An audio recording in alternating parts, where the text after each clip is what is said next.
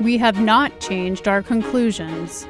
That's what FBI Director James Comey announced Sunday, signaling that the Bureau stands by its prior decision not to recommend charges against Democratic presidential nominee Hillary Clinton for potential loss or mishandling of classified material. After announcing late last month that newly discovered emails could be related to the probe of Hillary Clinton's use of a private email server while serving as Secretary of State, Comey announced Sunday that no new evidence has been found to warrant charges against the Democratic presidential nominee.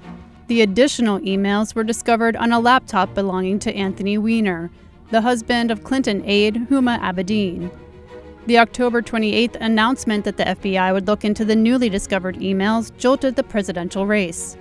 Democrats were angered with news of a renewed probe so close to Election Day, while Republican candidate Donald Trump, who has painted his rival as dishonest and scandal-plagued, seized on the opportunity. Hillary Clinton will be under investigation for a long, long time. The FBI launched its initial investigation into Clinton's use of a private email server in 2015. After wrapping up that review in July, Comey said that while there was no evidence that Clinton or her aides had violated any laws, he said, "There is evidence that they were extremely careless in their handling of very sensitive, highly classified information."